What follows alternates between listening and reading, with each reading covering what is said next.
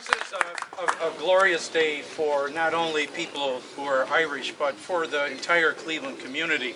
You might wonder why people with the names like Zone and Mashinsky and Pianka and Dubelko have worked on this project, because it has a impact far greater for Cleveland about someone who, we've heard about for years, about Johnny Kilbane. And in my growing up in this neighborhood, so many people said they were related to Johnny Kilbane that I've asked Kevin to give me a family tree so I can keep track of who they are. But if we can all be related to him because of his really great life, that 100 years ago tomorrow he arrived at this spot, at this house, when 200,000 people met him when he came into the train station after his victory. Now, the plain dealer last week said 100,000. You know, sometimes they get it wrong. If you look in the March 18th plain dealer, it's 200,000, and that they met him, Johnny Kilbane. More people turned out than for any president of the United States to visit Cleveland.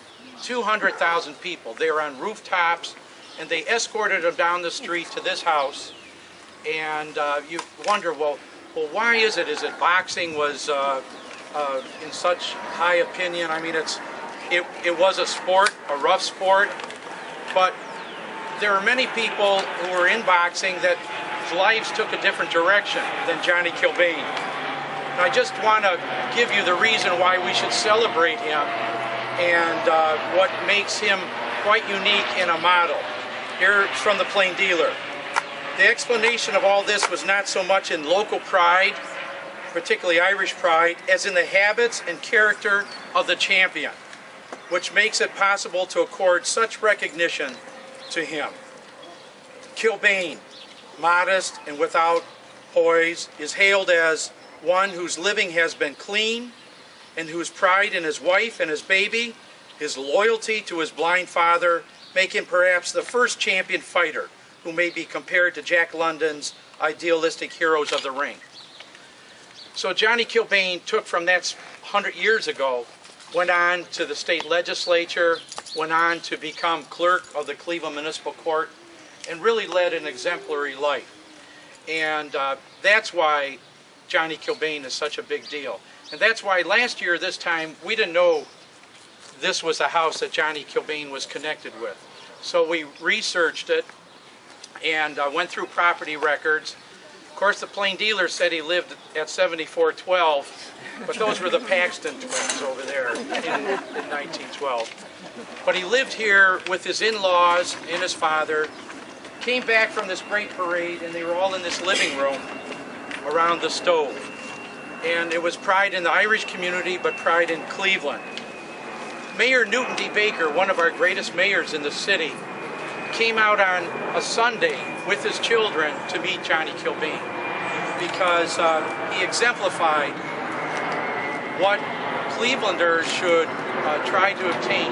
Now, I want to tell you, and this is going to be hard for you to believe, the Irish were not always held in such high regard as they are today. In fact, the Cleveland leader, Edwin Cowles, said that 90% of all of the crime in Cleveland was committed by the Irish. And it is sort of ironic, and thank you, Councilman Zone, not only for landmarking this, but taking from the Cleveland leader in 1912, complete turnaround. They named this area 74th and Herman, Kilbane Town. And that's where you're going to see the signs that are going to be unveiled. But you know, there's an interesting history here, and in fact, as a result of this project, we've put it up on an application that you can pull off the internet. Hit the dot in this area and you'll see Kilbane Town. Photos of Johnny Kilbane, his victory, his family, this house. You'll also see the other historical elements in the neighborhood. And Mr. Gill, we're going to hope to put Coal Oil Masterson's house. And here's Joan Gill here, a descendant of Coal Oil Masterson. And if you know the history of the community, He's really was a tremendous individual and person. His house is still standing just at 7302.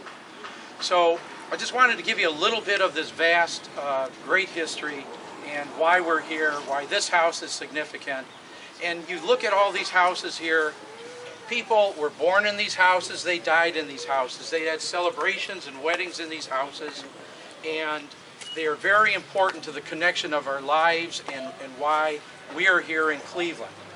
So this house, we didn't know it had such a great history, and we know that the history forward with the Herbecks is going to be great as well, so who are great contributors to the community. So a little history, if you have a chance to get up on the history app, do it, and I thank you all for coming out today. All right.